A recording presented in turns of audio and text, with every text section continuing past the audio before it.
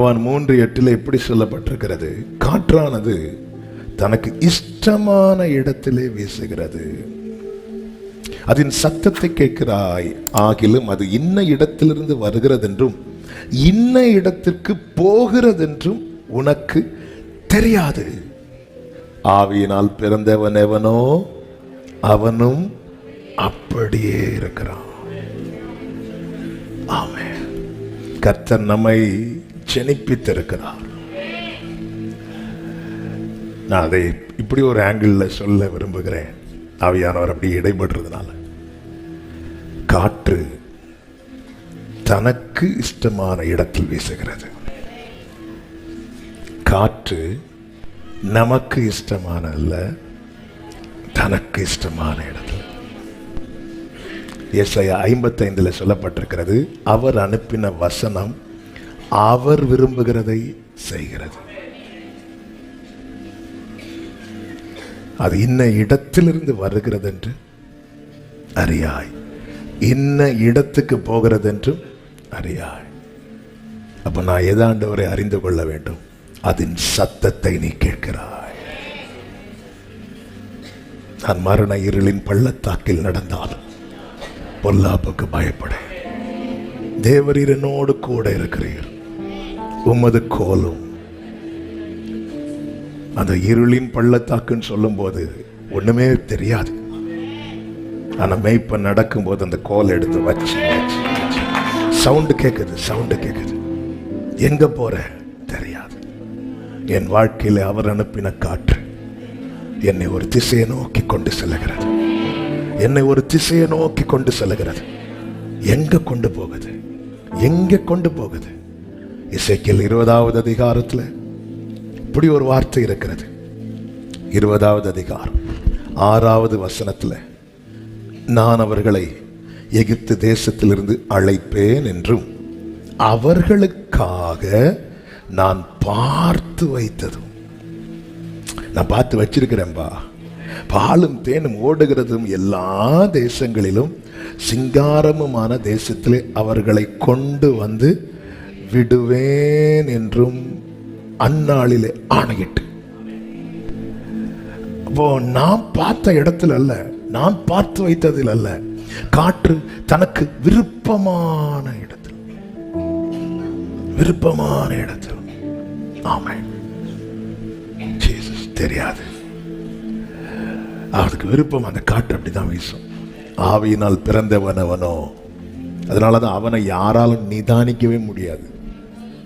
மாம்சத்தில் பிறந்தவனை நிதானிப்பாங்க. ஒரு பிரச்சனையில மூழ்கிட்டான இவங்க முடிவு இதுதான், நிதானிப்பாங்க. ஆமென். ஆவிக்குரியவன தெரியாது, சத்தத்தை மட்டும் கேட்கிறான். தானியேலை தவிர, தானியேலை சிங்கக்கவில தூக்கி போட்டாங்க. அடுத்த நாள் தானியேலுக்கு விரோதமா எழும்பின அத்தனை பேரையும் தூக்கி போட்டாங்க. ஆனால் தானியேலை தூக்கி போட்டு அடுத்த நாள் ராஜா வந்து நின்று தானியேலேன்னு கூப்பிட்டார். தானியேலுக்கு விரோதமா எழும்பினவங்களை தூக்கி போட்டாங்க. அடுத்த நாள் வந்து ராஜா கூப்பிட்டாரா? ஏன்னா தெரியும் அவங்க முடிவு. தானியேலின் முடிவு தெரியாது, ஏனென்றால் அவனுக்குள்ளே தேவ ஆவி இருக்கிறது. ஹல்லேலூயா. ராஜா வந்து கூப்பிடும் போது எல்லாரும் நினைச்சிருவாங்க இவருக்கு ஏதோ பைத்தியம். ஏன்னா நைட்டே கீத வாத்திய சத்தங்கள் எல்லாம் ஸ்டாப் பண்ணிட்டார், கொயர் டீமுகள் லீவ் போயிருங்கன்றார். தூங்காம இருந்து மனுஷனுக்கு ஏதோ ஆயிற்று. அடுத்த நாள் வந்து தானியேலே. மனுஷன் நினைக்கிறத மாதிரி அல்ல ஆவிக்குரிய அவனுடைய முடிவு. அவனுடைய முடிவை தீர்மானிக்கிறது அவரால் அனுப்பப்பட்ட காற்று, அவரால் அனுப்பப்பட்ட காற்று. ஹல்லேலூயா, ஹல்லேலூயா, ஹல்லேலூயா, ஹல்லேலூயா. கர்த்தர் நம்மை மறுபடியும் பிறப்பித்திருக்கிறார், நம்மை ஜெனிப்பித்திருக்கிறார். வலது கரத்தை உயர்த்தி சொல்லுங்க, உங்க இஷ்டமானபடி என் வாழ்க்கையில வீசுகப்பா. எனக்கு அந்த சத்தம் மட்டும் கேட்டுட்டே இருக்கணும், எனக்கு அந்த சத்தம் மட்டும் கேட்டுட்டே இருக்கணும். எங்க கொண்டு போறீங்க தெரியாது, எங்க கொண்டு போறீங்க தெரியாது, எங்க கொண்டு போறீங்க தெரியாது, எங்க கொண்டு போறீங்க தெரியாது. அப்போ உனக்கு என்ன வேணும்? அந்த சத்தம் மட்டும் கேட்டுட்டே இருக்கணும். என்ன சத்தம்? வலதுபுறம் இடதுபுறம் சாயும் போது வழியுதுவே வழியுதுவே வழியுதுவே. ஜெபம் பண்ணுங்க, ஜெபம் பண்ணுங்க, ஜெபம் பண்ணுங்க, ஜெபம் பண்ணுங்க. சில காற்று நமக்கு எதிராக அடிக்கிறது போல இருக்கிறது. இல்ல இல்ல இல்ல இல்ல, நமக்கு ஃபேவரா தான் வீசிட்டே இருக்கு, நமக்கு ஃபேவரா தான் வீசிட்டே இருக்கு. God is in control, God is in control. Amen. Hallelujah, hallelujah, hallelujah, hallelujah.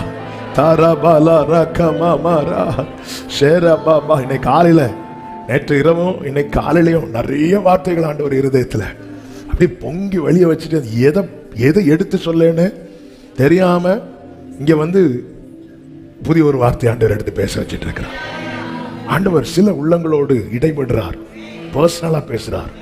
ஆனா ஒண்ணு புரிஞ்சுக்கோங்க, இங்க வந்து இருக்கிறவங்களானாலும் சரி, ஆன்லைன்ல இணைந்து இருக்கிறவங்களானா, ஆமே, அவரிடத்துல நம்மை திருப்பி இருக்கிறார். அதான் ஆச்சரியம். என்னன்னா, இது வந்து உங்களுக்கு பொருளாதார தடை மாற ஒரு சிறப்பு கூட்டம் இல்லை இது. ஆனா பொருளாதார தடை மாறும். முதலாவது தேவனுடைய ராஜ்யம், பின்பு இதெல்லாம். இது வந்து வியாதியஸ்தர்களுக்கான ஒரு விசேஷத்தை கூட்டம் இல்ல, இது ஜீவ தண்ணீர், தாகம் உள்ளவர்களுக்கான ஒரு கூட்டம். ஆனா இப்படி ஒரு தாகத்தை எனக்குள்ளேயும் உங்களுக்குள்ளேயும் வரதுக்கு காரணம் விருப்பத்தையும் செய்கையையும் நம்மில் உண்டு பண்ணுகிறவர் கர்த்தர்.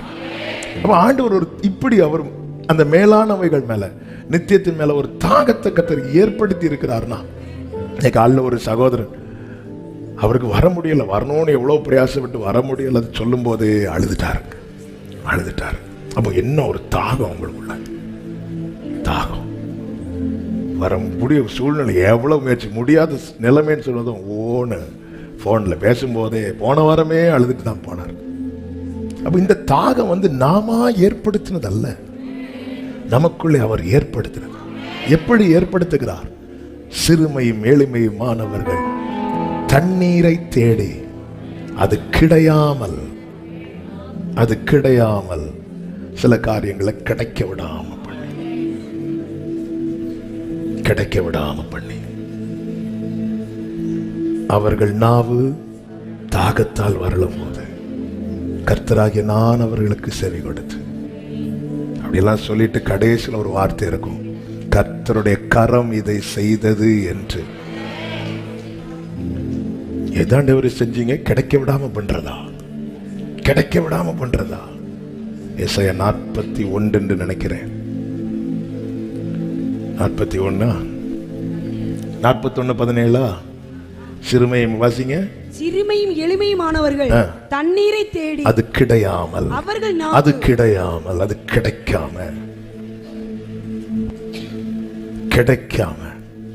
அவர்கள் நாவு தாகத்தால் வரலும் போது. இந்த வார்த்தையெல்லாம் எடுத்து பேசணும்னு ஒரு பெர்சன்டேஜ் கூட நினைக்கல. ஆனா ஆண்டவர் வந்து எப்படி தாகத்துக்குள்ள கொண்டு வரார் பாருங்க. அடுத்த வார்த்தை, கர்த்தராகிய நான். என் வாழ்க்கையில, அதாவது பொதுவாக நமக்கு ஒண்ணு கிடைக்கலன்னு வரும்போது மனிதர்கள் எல்லாம் விலகதான் பார்ப்பாங்க. அந்த இடத்துல கர்த்தராகிய நான் அவர்களுக்கு என்ன செய்கிறாரா? செவி கொடுத்து. அடுத்த வார்த்தை, இஸ்ரவேலின் தேவனாகிய நான் அவர்களை, அதாவது எதிர்பார்த்து கையில எடுக்கலான் இருக்கும்போது கைவிட்டு போனதும் கைவிட்டு போயிட்டேன்னு இருக்கும்போது ஆண்டவர் கையை பிடிச்சிட்டு சொல்லுவார், நான் கைவிட மாட்டேன். இஸ்ரவேலின் தேவனாகிய நான் அவர்களை கைவிடாதிருப்பேன். அடுத்த வார்த்தை வாசிங்க. உயர்ந்த மேடுகளில் ஆறுகளையும் பள்ளத்தாக்குகளின் நடுவே ஊற்றுகளையும் திறந்து. அப்போ திறக்கிறார் ஊற்றை, வனாந்திரத்தை தண்ணீர் தடாகமாகவும், தண்ணீர் தேங்கி நிற்கிற இடமாகவும், வறண்ட பூமியை நீர்க்கேணிகளும் ஆக்கி நீரூற்றுகளாய் கர்த்தர் மாற்றி, வனாந்திரத்திலே கேதுரு மரங்களையும் சித்தி மரங்களையும் மிருது செடிகளையும் ஒலிவ மரங்களையும் நட்டு, அவாந்திர வெளியிலே தேவதார விருட்சங்களையும் பாய்மர விருட்சங்களையும் புன்னை மரங்களையும் உண்டு பண்ணுவேன். கர்த்தருடைய கரம் அதை செய்தது என்றும், இஸ்ரவேலின் பரிசுத்தர் அதை படைத்தார் என்றும். ஒன்னு செய்யறாரு, இன்னொன்னு உருவாக்குறார். ஒன்னு செய்யறாரு, இன்னொன்னு உருவாக்குறார். ஒன்னு செய்யறாரு, இன்னொன்னு உருவாக்குறார். என் வாழ்க்கையில சிலதை செய்யறாரு எனக்காக, சிலவற்றை உருவாக்குவதற்காக. Gloria lama sandara. யாவரும் கண்டு சிறுமையும் எளிமையுமானவர்கள் தண்ணீரை தேடி. ஒருத்தனுக்கு தேடல் அதிகமாகி தேடினது கிடைக்காம போகும்போதே அவன் எல்லா நிலையிலும் சிறுமைப்படுத்தப்படுகிறான். சிறுமைப்படுத்தப்படுகிறான்.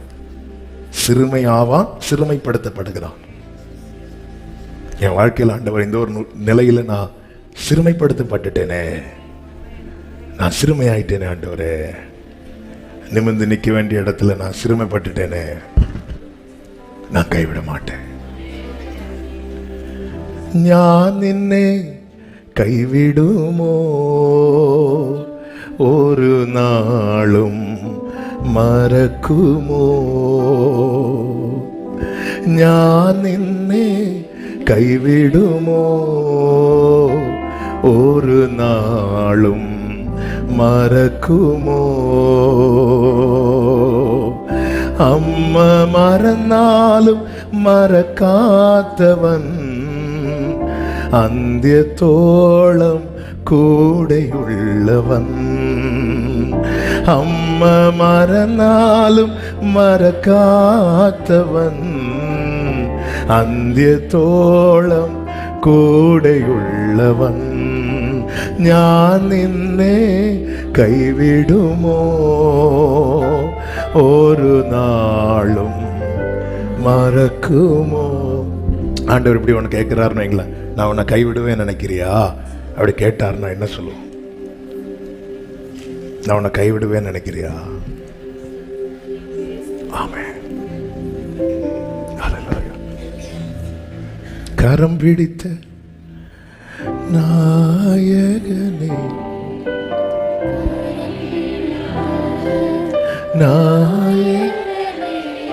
என்னை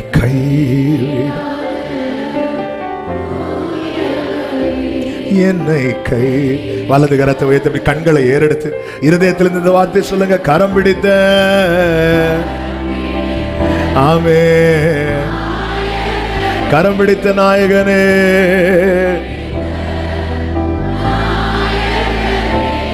என்னை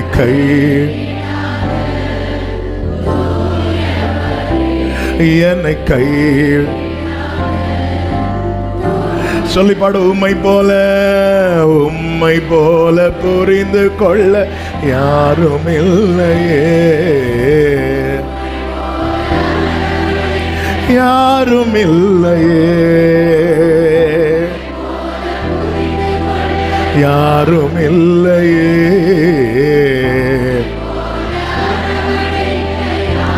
சொல்லுங்க. நீர் போதும் என் வாழ்விலே இயேசையா, நீர் போதும்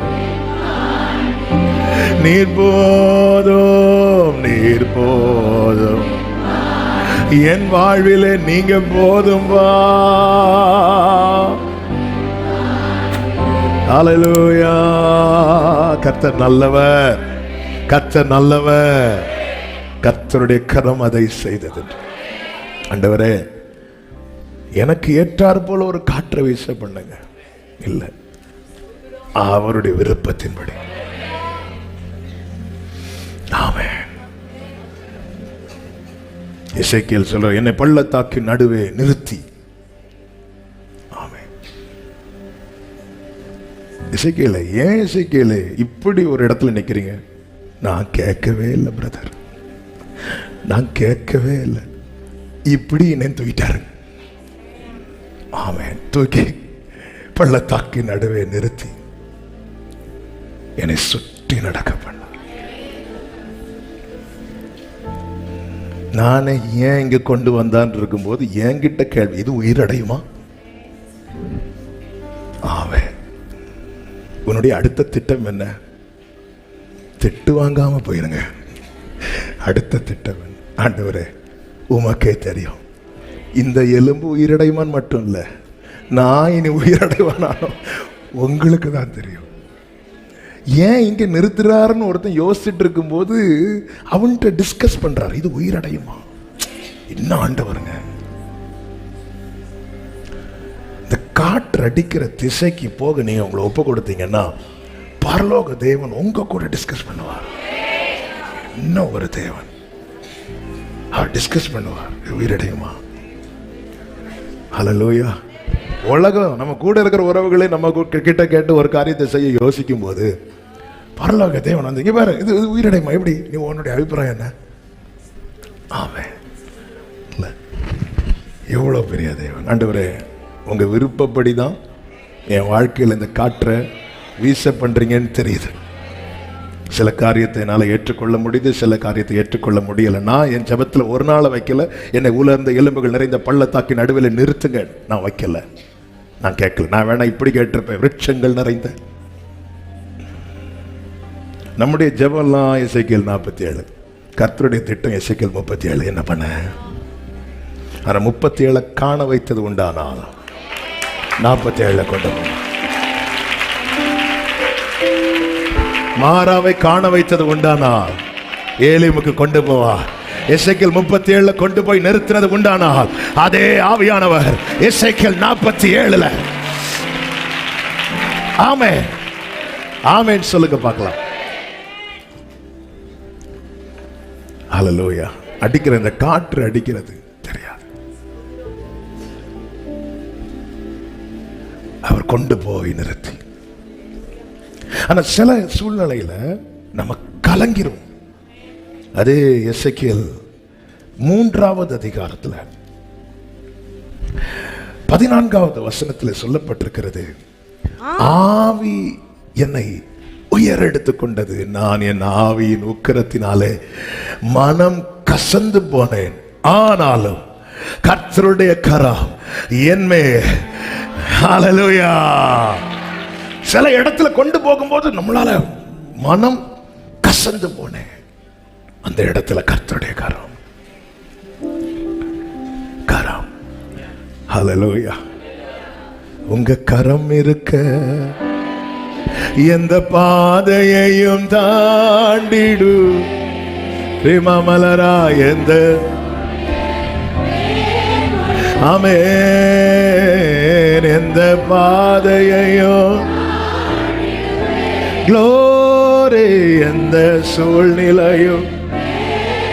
வலது கரத்தை உயர்த்தி சொல்லுங்க, உங்க கரம் இருக்க, உங்க கரம் இருக்க, உங்க.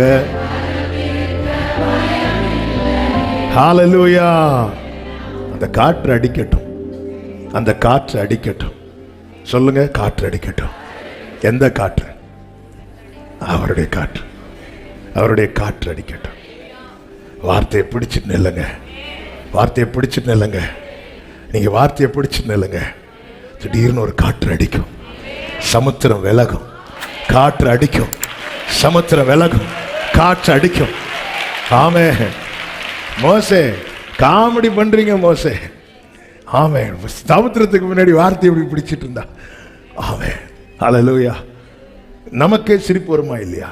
நமக்கு அதுக்கு அடுத்து என்ன நடந்ததுன்னு எழுதி கொடுக்கப்பட்டதுனால நாம அதை பயங்கர த்ரில்லிங்கா வாசிக்கிறோம், இன்ட்ரெஸ்டா வாசிக்கிறோம். ஆனா இஸ்ரவேல் ஜனங்கள்லாம் பார்த்துட்டு இருப்பாங்க. பாவம், கஷ்டப்பட்டு பிரயாசப்பட்டு அவ்வளோ பார்வோனுக்கு முன்னாடி எத்தனை முறை துரத்தப்பட்டார் மோசே. வேண்டாம் வேண்டான்னு சொல்லி வனாந்தரத்தில் இருந்தவனை இழுத்து கொண்டு வந்து விட்டு, இப்ப பாரு அங்க சமுத்திரம், ஆனா அவரை பாரு கோலையே பிடிச்சிட்டு இருக்காரு. ஆமென். அல்ல, காற்று அடிக்கிறது வரதான் நீ பைத்தியக்காரனா தெரிவா.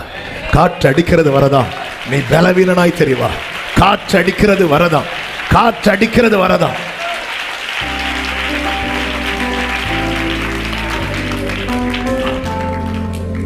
என் வாழ்க்கையில் ஒரு காற்றை கர்த்தர் வீச பண்ணி கொண்டிருக்கிறார்.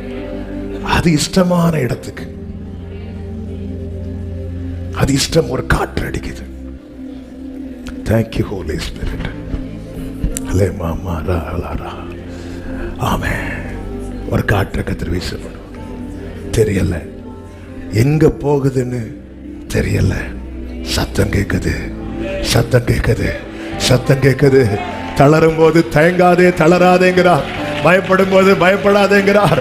யாரும் இல்லைன்னு சொல்லும் போது நான் இருக்கிறேன் என்கிறார். எங்க கொண்டு போறாருன்னு தெரியல. சத்தம் கேட்குது, சத்தம் கேட்குது. அவர் பார்த்து வைத்த, அவர் ஆயத்தம் பண்ணின இடத்துக்கு உங்க கைகள் கூறுகவில்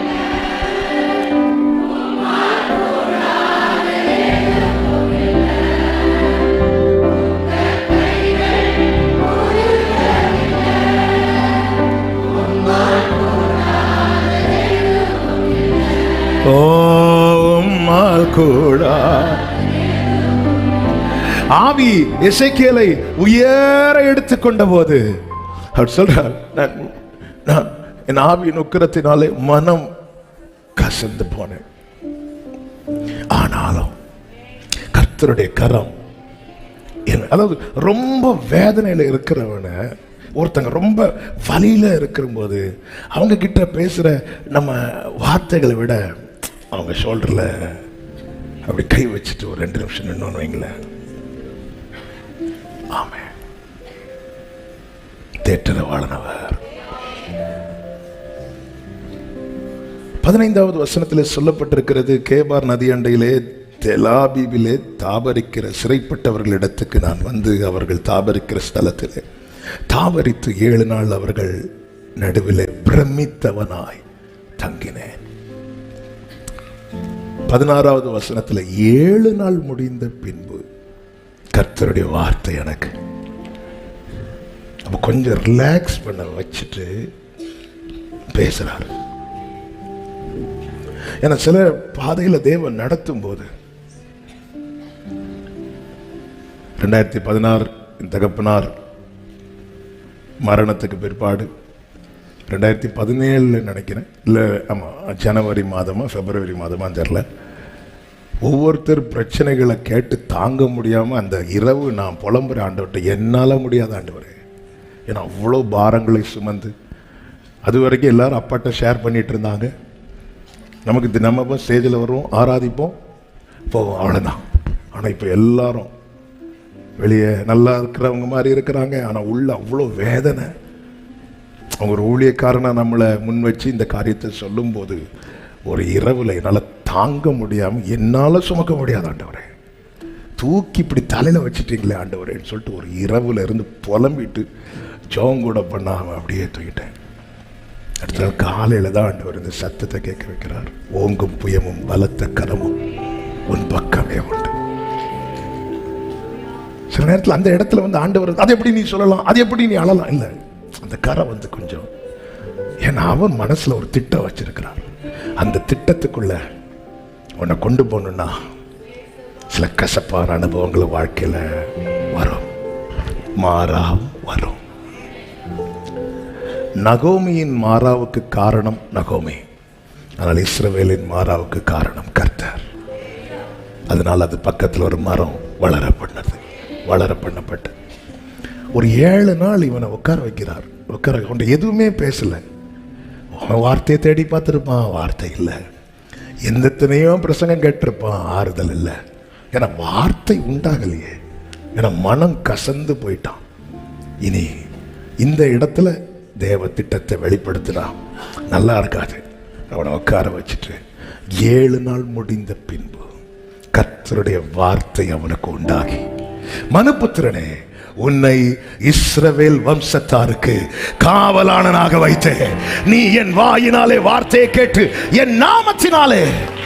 ஆமே, சில தேவன் அனுமதிக்கிற சில பாதை, ஏன் ஆண்டவரே சிறையிருப்பில் இருக்கிறவர்கள் நடுவில் நான் உட்கார்ந்து இருந்தேன், நீங்க என்ன வெளியே கொண்டு வந்தீங்க, அங்க கொண்டு போனீங்க, இங்க கொண்டு போனீங்க, என்ன திடீர்னு நடத்துறீங்க, என்னால தாங்க முடியல, என்ன தேட்டுறீங்க. ஏன் அவன் நினைச்சு கூட பார்த்திருக்க மாட்டான், என் மேல கர்த்தர் எவ்வளோ ஒரு பெரிய திட்டத்தை வைத்திருக்கிறார். இயேசுவின் நாமத்தில் இந்த பாதையில் நடத்தப்படுகிற ஒவ்வொருவருக்கும் இந்த வார்த்தையை தீர்க்க தரிசனமாய் சொல்லுகிறேன். சில பெரிய திட்டங்கள் உங்க வாழ்க்கையிலே வெளிப்படுத்தப்படுகிற நேரம் வந்துவிட்டது. சில பெரிய திட்டங்கள், தேவ திட்டங்கள் உங்கள் வாழ்க்கையிலே வெளிப்படுத்தப்படுகிற வேளை. ஆமென், ஆமென், ஆமென். ஆண்டவர் அதை வெளிப்படுத்துகிற நேரம் வந்துவிட்டது. வெளிப்படுத்துற நேரம் 7 நாட்களுக்கு பின்பு ஆண்டவருக்கு தெரியும் எப்போ இதை இவன்ட்ட சொல்லணும். மீன் பிடித்து ஒன்னும் கிடைக்காம வலை அலசிட்டு இருக்கிறவனை பார்த்து உன்னை நான் மனுஷரை பிடிக்கிறவனை மாட்டுவேன்னு சொன்னாரா? இல்ல, அவனை தேற்றி, பேதுருவே உன் போட்டில் கொஞ்சம் இடம் கொடு பேதுருவே, வாங்க ஆண்டவரே உட்காந்து வெறுமையான யாரும் பார்க்க விரும்பாத பிரயாசத்தின் பலனை காணாதவன் பேதுரு இரவு முழுவதும் பிரயாசப்பட்டான். இரவு ஃபுல்லா எல்லாரும் தூங்கிட்டு இருக்கும் போது இவன் பிரயாசப்படுறான். எல்லாரும் தூங்கிட்டு இருக்கும் போது பிரயாசப்படுறான். இவனுக்கு தூக்கம் கிடையாது. பிரயாசப்பட்டு ரிசல்ட்டை பார்க்கலான்னு சொல்லும்போது ஒரு தோல்வியின் பாதை அல்லது ஒரு கசப்பின் பாதை அல்லது ஒரு வேதனையின் பாதையில் நடத்துறாருன்னா திட்டம் வெளிப்பட போகுதுன்னு அர்த்தம். பொழுது விடிந்த போது கர்த்தர் வந்து நிற்கிறார், கடற்கரையில் வந்து நிற்கிறார். திரளான ஜனங்கள் இயேசுவின் இடத்துல வந்தாங்க. இயேசுவின் பார்வை ஃபுல்லா பேதுருவின் போட்டு. திரளான ஜனங்கள் நைட்டு ஃபுல்லா தூங்கிட்டு காலையில் வர்றவங்க இருக்கிறாங்க. நைட்டு ஃபுல்லா பிரயாசப்பட்டு ஒன்றும் இல்லாமல் ஒரு சைடில் நின்று வலையை அலசிட்டு இருக்கிறான். அவனால இயேசுவின் இடத்தில் வரக்கூட முடியவில்லை. ஆமென். என் உலகம் என்ன சொல்லும் பாரு, சும்மா அவனுக்கு ஒன்றும் கிடைக்கல, வரல பாரு. என் வேதனை அறிந்து அகலுகிறவர் அல்ல, என் வேதனை அறிந்து என் பக்கத்தில் வருகிறவர். அவர் 2 படகுகளை கண்டு நேர கிட்ட வரார். போட்டை கொடுங்கிறார். எதுக்கு? அவருக்கு ப்ரீச் பண்ண. பேதுருவே முதல்ல போட்டு கொடு, முதல்ல ஒன்றை கொடுன்னு கேட்கல, உன் போட்டு கொடு.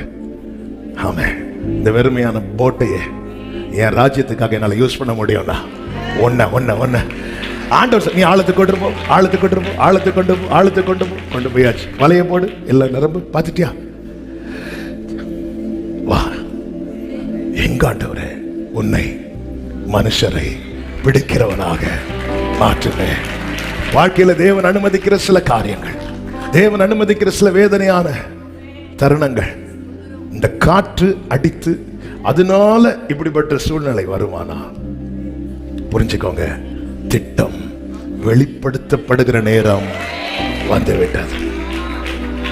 தேவ சித்தம் நிறைவேற எனையும் ஒப்படைக்கின்றே. தேவ சத்தம் என் உள்ளம் பலமாக தோணிக்குதே. தேவ சித்தம் நிறைவேற எனையும் ஒப்படைக்கின்றே. தேவ சத்தம் என் உள்ளம் பலமாக. ஆமே, பொன்னை போல புடமிட்டாலும் பொன்னாக விளங்குவேன் என்றென்றுமே. பொன்னை போல பொன்னாக விளங்குவேன் என்றென்றுமே. திராணிக்குமே சோதித்திடார் தாங்கிட பலன் தருவார். திராணிக்குமேல் தாங்கிட பலனளிப்பார். கைகளை உயர்த்தி முன்னறிந்து அழைத்தவரே முன்னின்று நலமுடன். ஆமென். அறிஞ்சுதான் அழைச்சிருக்கிறார். அவர் முன்னாடி நின்று எல்லாத்தையும் நலமுடன் நடத்துவார்.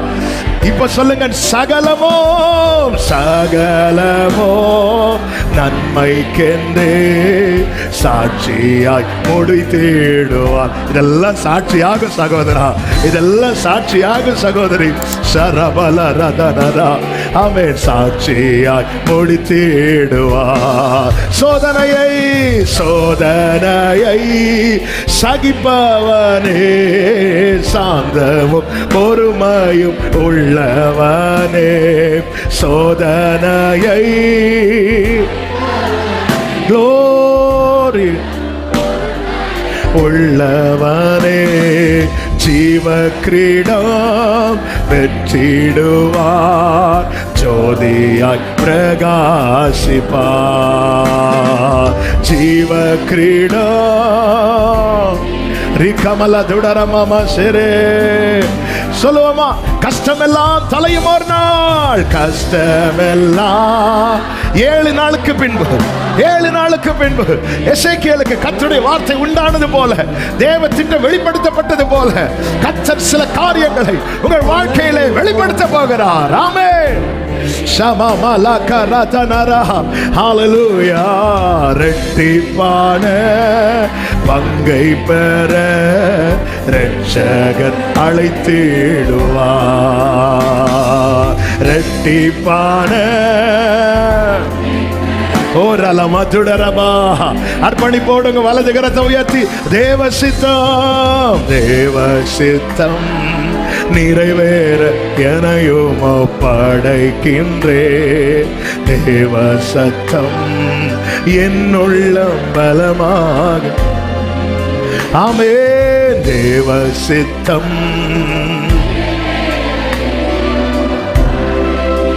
ஹல்லேலூயா.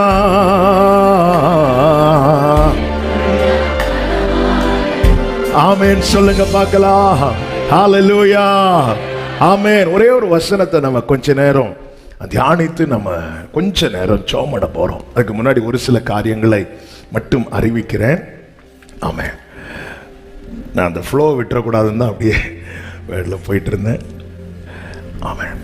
கர்த்தர் நல்லவர். அநேக உள்ளங்களோடு இன்னைக்கு பேசணும்னு நினைச்சது இப்போ நான் பேச போறேன். ஆமென். இதுவரைக்கும் ஆவியானவர் சில உள்ளங்களுக்காக சில வார்த்தைகளை, ஆமென், இப்போ பேச போகிறது அவர் கொடுத்தது தான். தனியாக பேச விட்டா ஒரு நிமிஷம் கூட நான் பேசுகிறத யாருக்கும் கேட்க முடியாது. நான் பேசுகிறது எனக்கே கேட்க முடியாது. ஆமென். சில சொல்லுவாங்க தெரியுமா, சில விளையாட்டுக்கு சொல்லுவாங்க, கூட்டம் ஜாஸ்தியாச்சுன்னா என்ன பாட விட்டா போதும், கூட்டம் கலைஞ்சிரும். அப்படிதான் ஆவியானவர் இல்லைன்னா நான் பேசுனா இந்த கூட்டம் எல்லாரும் எடுத்துக்கொள்ளப்படுவார்கள். ஒரு மீட்டிங்கில் அப்படி தான் ஒருத்தர் பேசிகிட்டு இருந்தார். எல்லாரும் போயிட்டாங்க, ஒரே ஒரு ஆள் மட்டும் இருந்துட்டு இருந்தாங்களாம். முடிச்சோன்னா, பரவாயில்ல தம்பி, நீயாவது இருக்கிறியே, உன்னை ஆண்டவர் ஆசீர்வாதம் சொல்லும்போது அவர் சொன்னாராம், நான் போகாமல் எப்படி போக, இந்த சவுண்ட் சிஸ்டம்லாம் என்னுடையது, நான் இருந்து தான் ஆகணும். அப்படிப்பட்டவர்கள் வேண்டுமானால் நம்ம தனியாக பேசினா இருப்பாங்க. ஆமென். அவர் பேசுகிறார். ஆமென். வார்த்தையை பிடிச்சிக்கோங்க. நீங்கள் நிற்கிறது சமுத்திரத்துக்கு முன்னாடின்னு தெரியும். ஆனால் அவர் எதை பார்ப்பார்னா, நீ கையில் எதை பிடிச்சிட்டு இருக்கிற வார்த்தையை இப்படியே நீட்டிட்டு இப்படியே நிற்கிறான். நீ இப்படி நிற்கின மோசைக்கு கொஞ்சம் கை வலிச்சது. ஆனா இப்படி நின்ன மோசைக்கு கை வலிக்க விட மாட்டார். ஏன்னா, மோசே, நீ என்ன நம்பி இந்த வார்த்தையை நீட்டிட்ட பாரு, உன் கை வலிக்கிறதுக்குள்ள அந்த காற்றை நான் அனுப்புறேன். இப்படி நின்ன மோசைக்கு ஏன் கை வலிச்சுன்னா, கொஞ்ச நேரம் கூட நில்லு, என்ன அவசரம் உனக்கு? ஆமென். ரேமா, கொஞ்ச நேரம் கூட நில்லு, என்ன அவசரம் உனக்கு? கொஞ்ச நேரம் கூட வலிக்குப்பா, நில்லு, என்ன அவசரம் உனக்கு? நில்லு. வீட்டுக்குள்ள இருக்கிறவர்கிட்ட அப்போ இருக்கு, தட்டுறான், எழும்பி கொடுக்கல, இப்ப தர முடியாது போ, அவன் தட்டிட்டே இருக்கிறான். இப்ப தர முடியாது, தட்டிட்டே இருக்கிறான். நீ தட்டுறது அவருக்கு பிடிச்சிருக்கு, ஏன் இதை புரிஞ்சுக்க மாட்டேங்கிற? நீ அவர் முன்னாடி இப்படி நிக்கிறது அவருக்கு பிடிச்சிருக்கு, ஏன் புரிஞ்சுக்க மாட்டேங்கிற? ஆனா உனக்கு ஒரு சத்தியத்தை நீ புரிஞ்சுக்கோ. நீ அதே கோலை எடுத்து ஒரு சமுத்திரத்துக்கு முன்னாடியோ ஒரு கண்மலைக்கு முன்னாடியோ நீ நீட்டினால் உனக்காக கிரியை நடக்கும். ஆமென் சொல்லுங்க பார்க்கலாம். இன்னொரு சத்தியம் இதுல இருக்கு. அவருக்கு முன்னாடி கோலை நிறைய நேரம் பிடிச்சிட்டு நிக்கிறவன் சமுத்திரத்துக்கு முன்னாடி நிறைய நேரம் பிடிச்சிட்டு நிக்க வேண்டி வராது. நம்ம பிரச்சனை என்னன்னா, அங்க நிக்க மாட்டேங்கிறோம், அதனால இங்க நிறைய நேரம். ஆமென். உறுதிமொழி எடுக்கிறேன். அல்லேலூயா. அங்க நிறைய நேரம். ஆமென். ஆண்டவரே, வலிக்கிற அளவுக்கு கண்மல் நான் கோலை பிடிச்சு நிக்கிறேன், கை கீழே போகுது. உடனே ஆண்டவர் ஸ்டாப் பண்ணல, ஆரோனையும் ஊரையும் பக்கத்துல விட்டு. ஆமென்.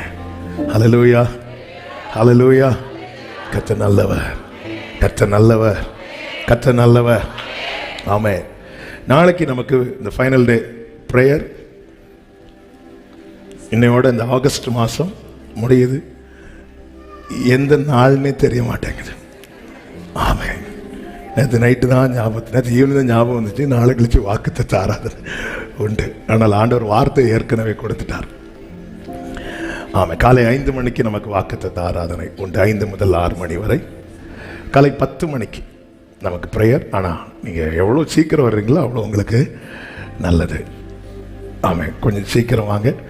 தயவு செய்து ஒரு அன்பான வேண்டுகோள், இந்த பிள்ளைங்களை தயவு செய்து சேரில் உட்கார வைக்காதீங்க. நீங்கள் கீழே உட்கார வைங்க. நிறைய பேர் வராங்க, கீழே இருக்கிறாங்க ரொம்ப. அதனால் பெரியவங்க உட்காருங்க, பிள்ளைங்களை கீழே உட்கார வைங்க, இல்லைன்னா மடியில் உட்கார வைங்க. கர்த்தர் உங்களை ஆசீர்வதிப்பார். அதே போல் நீங்கள் வந்து உட்காந்ததுமே பக்கத்தில் பேகை தூக்கி வைக்காதீங்க. ஏன்னா சிலர் வந்துட்டு நம்ம என்ன நினைக்கிறோம், வரும்போது நம்ம பேக் எடுத்து அவங்கள உட்கார வச்சிடலான்னு. அப்போ அந்த டைம் நீங்கள் நல்ல ஆவியில் நிரம்பிட்டு இருக்கும்போது உங்களை யார் தட்டினாலுமே அவங்க பாவிகளாக தான் தெரிவார்கள். அந்த டைமில் அந்த தொந்தரவு வேண்டாம். நீங்கள் எல்லாம் சேருக்கு கீழே நீங்கள் பேகை வச்சுக்கோங்க, ப்ரேயர் பண்ணிக்கோங்க. நாளைக்கு சீக்கிரமாக வாங்க. ஆமாம், நாளைக்கு நம்ம ஃபைனல் டே ப்ரேயர்னால முடிச்சுட்டு ஒரு சின்ன ஒரு விருந்து உண்டு. அதனால் காலையில் நீங்கள் ஐயோ சமைக்கணுமே எடுக்கணுமே, நீங்கள் சீக்கிரம் வாங்க. கீழேயும் அங்கே ஃபில் ஆகிட்டு மேக்ஸிமம் உள்ளே நிரப்ப பாருங்கள். நீங்கள் வரும்போதே ஃப்ரெண்ட்லேயே உட்கார பழகிட்டீங்கன்னா, இல்லைன்னா நீங்கள் ஒவ்வொரு தடவை உங்களை எழுப்பி விடுவாங்க. அதுபோல் அந்த வழிகளில் பால்கனிக்கு போகிற வழி, லிஃப்டில் இருந்து அந்த பின்னாடியோட போகிற வழி, இந்த வழிகளில் ஆரம்பத்தில் சேர்ஸ் எதுவும் போட வேண்டாம். எல்லாம் முடிச்சுட்டு ஃபைனலாக அந்த பகுதியில் நீங்கள் சேர் போடும்படி கேட்டுக்கொள்கிறேன். நாளைக்கு நிறைய ஒர்க்கும் இருக்கிறதுனால சகோதரர்கள் தயவு செய்து, நாளைக்கு நிறைய காரியங்கள் செய்ய வேண்டி இருக்கிறதுனால இன்று மாலை ஒரு 5:30 மணிக்கு மேலே சகோதரர்கள் தயவாக இங்கே வரும்படி, நம்ம வாலண்டியராக நின்று செயல்பட விரும்புகிற சகோதரர்கள் தயவாக இன்று மாலை 5:30 மணிக்கு மேலே வரும்படியாக உங்களை நான் மிகவும் அன்புடன் கேட்டுக்கொள்கிறேன். கர்த்தர் உங்களை ஆசீர்வதிப்பாராக. கர்த்தருடைய நாமத்திற்கு மகிமை உண்டாவதாக. நாளைக்கு இரவு ஆண்கள் ஜெபம் கிடையாது. வெள்ளி இரவு நடைபெறுகிற ஆண்கள் ஜெபம் நாளை இரவு கிடையாது என்பதை தெரிவித்துக் கொள்கிறேன். கர்த்தருக்கு மாத்திரம் மகிமை உண்டாவதாக. ஒரே ஒரு வார்த்தையை நம்ம இப்பொழுது வாசித்து அதை வைத்து ஜெபிக்க போகிறோம். அப்போஸ்தலர் 2வது அதிகாரம் 1-2 வசனங்கள். பெந்தேகொஸ்தே என்னும் நாள் வந்தபோது அவர்கள் எல்லாரும் ஒருமனப்பட்டு ஓரிடத்தில் வந்திருந்தார்கள். அப்பொழுது எல்லாரும் சொல்லுங்க, அப்பொழுது சத்தமா சொல்லுங்க. பலத்த காற்று, வாசிங்க. பலத்த காற்று அடிக்கிற முழக்கம் போல வானத்திலிருந்து சடுதியாய், எல்லாரும் இந்த வார்த்தையை சொல்லுங்க பார்க்கலாம். சடுதியாய், சடுதியாய், சடுதியாய். ஆமென். ஒரு முழக்கம் உண்டாகி அவர்கள் உட்கார்ந்திருந்த வீடு முழுவதையும் நிரப்பிட்டு. ஆமென். சடுதியாய் ஆவியானவர் அவர் அசைவாடுகிறவர் என்று ஆதியாகமம் 1:2 பார்க்கிறோம். ஆனா அவர் ஒரு காரியத்தை செய்யணும்னு தொடங்கிட்டார்னா எப்படி செய்வார் தெரியுமா? சடுதியாய், சடுதியாய். ஹல்லேலூயா. சடுதியாய் செய்வார். பெந்தேகொஸ்தே நாள்ல தான் வருவேன் ஆண்டவர் சொல்லல. இவங்க வழக்கம் போல வர்றாங்க, ஜெபம் பண்றாங்க, போறாங்க. வர்றாங்க, ஜெபம் பண்றாங்க, போறாங்க. வர்றாங்க, ஜெபம் பண்றாங்க, போறாங்க. அதே போல ஒரு நாள் வந்தாங்க. அப்பொழுது சடுதியாய், தெய்வீக தொடுதல் அப்படிதான் இருக்கும், அப்படிதான் இருக்கும். சடுதியாய், சடுதியாய். அந்த சடுதியில இந்த காரியம் நடந்ததும் அடுத்த வசனத்துல பார்க்கிற 3வது வசனத்துல அல்லாமலும் அக்கினிமயமான நாவுகள், பிரிந்திருக்கும் நாவுகள் அவர்களுக்கு காணப்பட்டு அவர்கள் ஒவ்வொருவர் மேலும் வந்து அமர்ந்தது. அடுத்த வசனம், அவர்கள் எல்லாரும் பரிசுத்த ஆவியினாலே நிரப்பப்பட்டு ஆவியானவர் தங்களுக்கு தந்தருளின வரத்தின்படியே வெவ்வேறு பாஷைகளில் பேசத் தொடங்கினார்கள். 6வது வசனத்திலே சொல்லப்பட்டிருக்கிறது, அந்த சத்தம் உண்டான போது திரளான ஜனங்கள் கூடி வந்து தங்கள் தங்கள் பாஷையிலே அவர்கள் பேசுகிறதை அவரவர் கேட்டபடியினாலே கலக்கம் அடைந்தார்கள். எல்லாரும் பிரமித்து ஆச்சரியப்பட்டார்கள். கலக்கம் வருது, ஆச்சரியம் வருது. ஒருத்தர் மேல பரிசுத்த ஆவியானவர் இறங்கும் போது சூழ்ந்திருக்கிறவர்களுக்குள்ளே நடக்கிற காரியங்கள். இது என் மேல ஆவியானவர் இறங்கினார், வந்தார், இருந்தார். ஆனா பக்கத்தில் இருக்கிறவங்களுக்கு இந்த நிறைவுக்காக தான் நம்ம கேட்கணும். சடுதியாய் சூழ்ந்திருக்கிறவர்கள். அன்னைக்கு ரட்சிக்கப்பட்டது 3000 பேர், ரட்சிக்கப்பட்டவர்கள் மட்டும். அப்ப இன்னும் ஆயிரக்கணக்கான ஜனங்க இருக்கிறாங்க. மேல் வீட்டில் இருந்தது வெறும் 120 பேர். மைக்கு கிடையாது, ஒண்ணும் கிடையாது. அப்போ பண்டிகை நாட்களில் எவ்வளவு சத்தம் எழுமோ, அது நடுவில் இந்த 120 பேருடைய சத்தம் அவர்களை இழுத்திருக்கிறது என்றால் அது மாம்சத்தில் வெளிப்பட்டது அல்ல, சடுதியில் நடந்தது. சடுதியில நடந்தது, சடுதியில. அதனாலதான் ஒரு தேவ புள்ள காத்திருக்கிறதுல சோர்ந்து போயிடக்கூடாது. ஆண்டவர் சொன்ன எங்கேயும் போகாத தரித்திருந்தார். தரித்திரு. இன்னைக்கு கொஞ்சம், இன்னைக்கு பேதுருவை நிரப்போம், இன்னைக்கு பேதுரு யோவான் யாக்கோபு, நாளைக்கு என்ன நடக்கும்னே தெரியாது. அந்த கூட்டத்தில் நம்ம ஆளும் உண்டு. யாருன்னா தோமா. அவர் இயேசு கூட இருக்கும் போதே வாங்க கூட போய் சாவோன்னு சொன்ன ஆளு. இயேசு உயிர் தெழுந்த போது அந்த கை வரல. ஆண்டவர் சரியான ஆளை தான் நமக்கு அனுப்பி இருக்கிறார். இவன் பேதுரு ஜெபம் நடத்தும் போது ஒருவேளை முதல் நாள் 2 நாள்ல சொல்லியிருப்பார், என்ன பிரச்சனை உங்களுக்கு, அவர் தான் சொல்றாருன்னு சொல்லிட்டு கொஞ்சம் இரு. ஒரு மனப்பட்டு இவங்க என்ன நினைச்சிருப்பாங்க, நேற்று மாதிரி தான் இன்னைக்கும், நேற்று போலதான் இன்றும். சடுதியில அவர் செய்ய துவங்கிறதுக்கு வரதாங்க டைம். செய்ய தொடங்கிட்டாருன்னா ஒவ்வொன்றையும் செஞ்சுட்டே இருப்பார். ஆவியானவர் அசைவாடிக்கொண்டே இருந்தார், அசைவாடிக்கொண்டே இருந்தார், அசைவாடிக்கொண்டே இருந்தார், அசைவாடிக்கொண்டே இருந்தார். ஆழத்தில் இருந்த இருள் நினைச்சிருக்கோம், அவர் அப்படியே அசைவாடிட்டே இருப்பார், அவர் அப்படியே அசைவாடிட்டே இருப்பார். நம்ம அப்படியே இருந்துட்டே இருக்கலாம். செய்ய ஆரம்பிச்சார் பாருங்க. முதல் நாள் முடிஞ்சு, 2ஆம் நாள் முடிஞ்சு, 3ஆம் நாள் முடிஞ்சு, 4ஆம் நாள் முடிஞ்சு, 5ஆம் நாள் முடிஞ்சு, 6ஆம் நாள் முடிஞ்சு, வெறுமையை மாற்றிட்டார், ஒழுங்கின்மையை மாற்றிட்டார். ஆண்டவர் அசைவாடுகிறவர். அவர் செய்ய துவங்கினா சடுதியிலே செய்வார். ஆமென் சொல்லுங்க பார்க்கலாம். நான் விசுவாசிக்கிறேன், இன்னைக்கு சடுதியில ஒரு காற்றை கர்த்தர் அனுப்ப போகிறார்.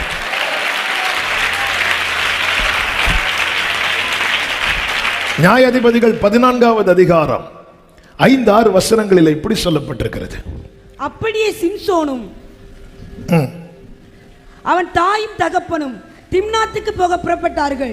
அவர்கள் திம்னாத் ஊர் திராட்சை தோட்டங்கள் மட்டும் வந்தபோது இதோ கர்ச்சிக்கிற பாலசிங்கம் ஒன்று அவனுக்கு எதிராக வந்தது. அப்பொழுது அவன் மேல் பலமா இறங்கினதினால் அப்படின்னு சொல்லப்பட்டிருக்கிறது. அவருக்கு தெரியும் எப்பொழுது இறங்கணும்னு. பக்கத்துல பார்த்து சொல்லுங்க, எப்போ இறங்கணும்னு அப்பாவுக்கு தெரியும், எப்போ இறங்கணும்னு தெரியும். ஹல்லேலூயா. சிங்கம் வந்த பிறகு இறங்குனா அது வேற. ஆனா சிங்கம் இதுக்கு மேல, சிங்கம் வந்தது, சிங்கம் வந்தது அப்பொழுது ஆமென் பலமாய் பலமாய் ஆவியானவர். பாருங்க, சாமுவேல் வந்து தாவீதை அபிஷேகம் பண்ணும் போது ஆவியானவர் வந்து இறங்கி இருந்தார் இருக்கு. 1 சாமுவேல் 16வது அதிகாரத்துல 13வது வசனத்துல, அந்நாள் முதல் கர்த்தருடைய ஆவியானவர் தாவீதின் மேல் வந்து இறங்கி இருந்தார். ஆனா சிம்சோனை குறித்து சொல்லும் போது சிம்சோன் மேல் கர்த்தருடைய ஆவி பலமாய். ஏன்? 2 பேர் இருக்கிற இடத்தை பாருங்க. இப்போ சாமுவேல் இருக்கிற இடத்துல தாவீது இருக்கிறான், சபை நடுவில் இருக்கிறான். சிம்சோன் பிரச்சனை நடுவில் இருக்கிறான். எங்க இறங்கணும், எங்க எப்படி இறங்கணும் என்பது ஆவியானவர் அறிவார். இங்க என்ன பலமாய்னா, எப்படிப்பட்ட பலம்னா, சிங்கத்தை ஒரு ஆட்டுக்குட்டியை கிழித்து போடுகிறது போல கிழித்து போடுகிற அளவுக்கு பலம், பலம். ஆமென். சில சூழ்நிலையில சிலர் பார்க்குறாங்க, என்னால் ஆட்டுக்குட்டியே கிழிக்க முடியாது, எனக்கு இப்படி கிழிக்கதான் தெரியும். ஆமென். என்னை பலப்படுத்துகிற கிறிஸ்துவினால் எல்லாவற்றையும் செய்ய. சடுதியில இந்த பலவீனெல்லாம் சடுதியில மாறும். ஒவ்வொன்றையும் நம்ம விசுவாசித்து கேட்டு பெற்றுக்கொள்ள போறோம். ஆமே. என் பலவீனங்கள் எல்லாம் எனக்கு தேவன் ஒரு பலன் தர போகிறார். சிலருக்கு கொஞ்சம் கொஞ்சமா பலன் தருவார், சிலருக்கு கொஞ்சம் கொஞ்சமா கிரியை செய்வார். ஆனா சிலர் வாழ்க்கையில எதுவுமே செய்யாம காத்திருக்க வைக்கிறாருன்னா சடுதியில. நாகமான 7 தடவை ஸ்நானம் பண்ண சொல்லும் போது நாகமான் நினைத்திருப்பான், முதலாவது முங்கி எழும்பும் போது கைகளில் சுத்தம், இரண்டாவது முங்கி எழும்பும் போது கால்களில் சுத்தம், மூன்றாவது முங்கி எழும்பும் போது தலையில, இப்படி 7வது தடவை மொத்தமா. ஆண்டவர் அப்படியும் செய்வார். ஆனா ஆண்டவர் நாகமானுக்கு செஞ்சது அப்படி அல்ல. 6 தடவை முங்கி எழும்புகிறான், அப்படியே தான் இருக்கிறது. ஒருவேளை நினைச்சிருப்பான், இப்ப 7வதோட முங்க போகிறோம்.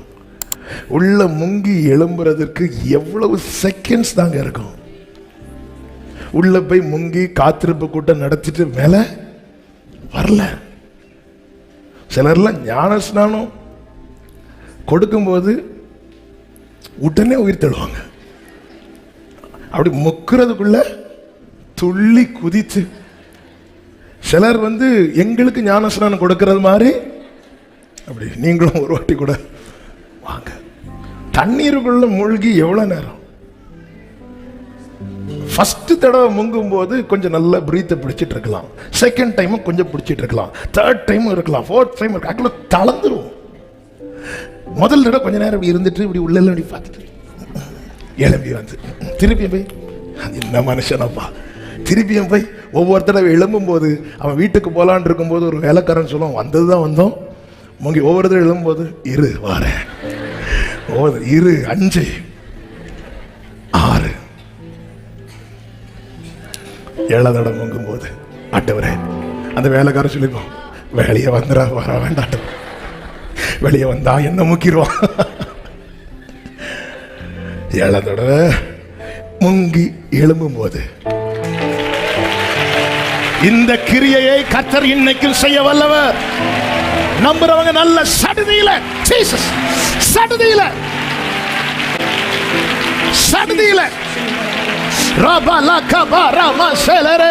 என் வாழ்க்கையில சில காரியத்தை சடுதியில செய்ய போகிறார்.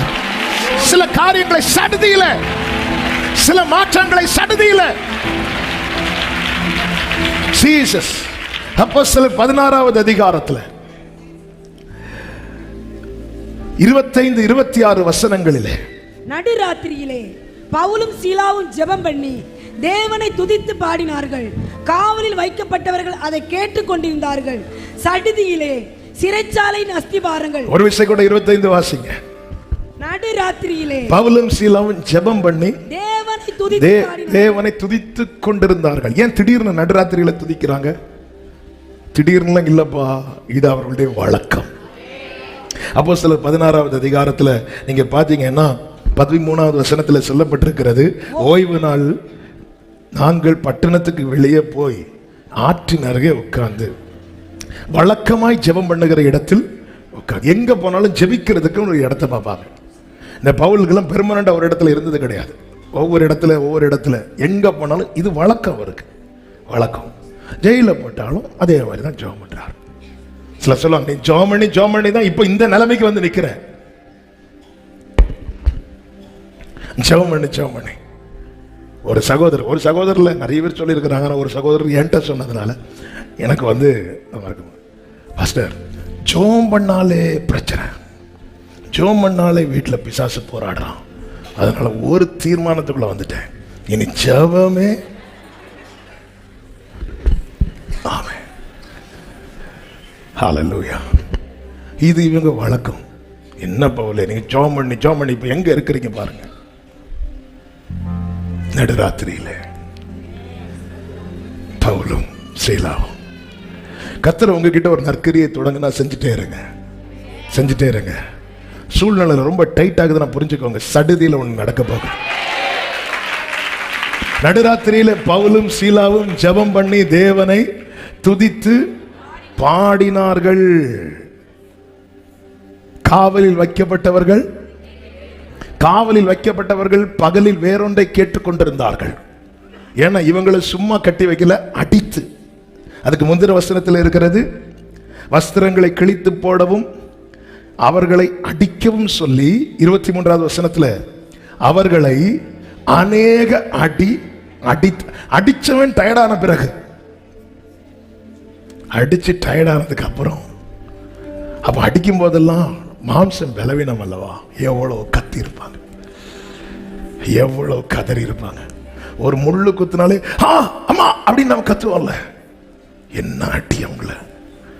அவர்களுடைய அலறலின் சத்தம், கதறலின் சத்தத்தை இந்த ஜெயில இருக்கிறவங்க பகல் ஃபுல்லா கேட்டாங்க.